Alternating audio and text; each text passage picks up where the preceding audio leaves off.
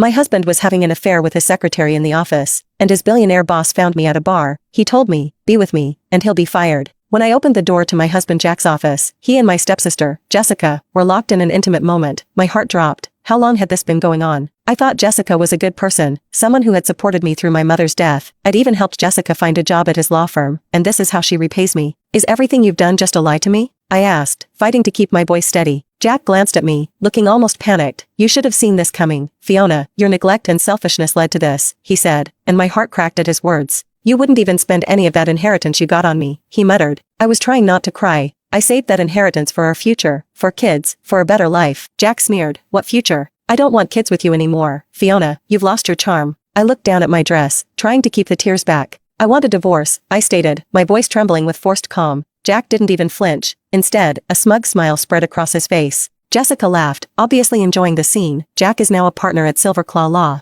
Do you really think he'd be afraid of divorcing you? And let's be honest, your mother's inheritance will soon be in our pockets. I froze. How did Jessica know about the inheritance? Stop, Jack ordered, and Jessica, like a pet, leaned into him again. Jack has a meeting. You should leave, she said dismissively, her eyes full of triumph. I turned and left, and ended up at a bar, unsure of what I was doing there. I ordered something strong. The bartender slid a glass of amber liquor toward me. How you doing, beautiful? He asked, flashing a grin. Fine, I muttered, before knocking back the drink. The burn in my throat made me cough, and the bartender slid another glass over. Why don't you come to the back? He suggested, his hands on my wrists. I flinched, but when I tried to pull away, he only tightened his grip. Suddenly, I heard a deep voice, calm and commanding. The lady said let go. The voice rumbled. I looked up to see a tall, broad-shouldered man standing between us, his gaze focused on the bartender, who was now on the floor. Are you all right? The man asked softly, his voice, so gentle now, sent a wave of warmth through me. I looked up at him, my breath catching in my throat. He was gorgeous, dark hair, soft green eyes that seemed to pull me in, and a broad, muscular frame that had me speechless. I'm Ethan Montgomery, the billionaire CEO of Silverclaw Corporation. He introduced himself, his hand cupping my cheek gently. The name hit me like a ton of bricks. Ethan Montgomery, the man who now owned Jack's law firm. He was known to be cold, ruthless. I'd heard about him from Jack, how afraid Jack was of him, and now, here he was, holding me, making sure I was okay.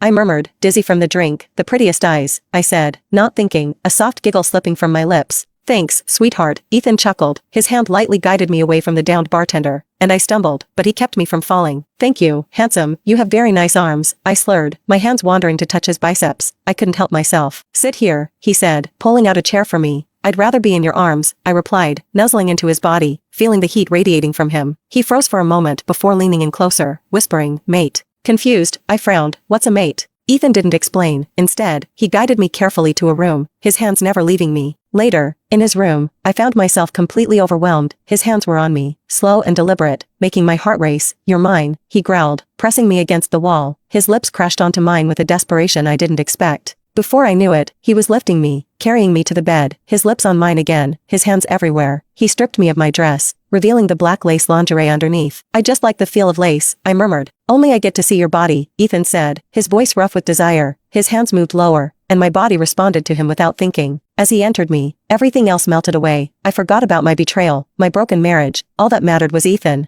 The next morning, I woke up to find the spot beside me empty. Ethan was in the shower. I checked my phone and saw a message from my friend Isla. I opened the message and froze when I saw the newspaper notice about my mother's inheritance being transferred to Jack in 30 days. I had missed it somehow. I immediately called Isla. He can't get the money, I said urgently. Isla was furious. That wretch, she exclaimed, and I felt a sense of relief knowing I wasn't alone. She ranted about how I should use the footage from last night to report Jack and Jessica. But then she dropped another bombshell. Ethan Montgomery, he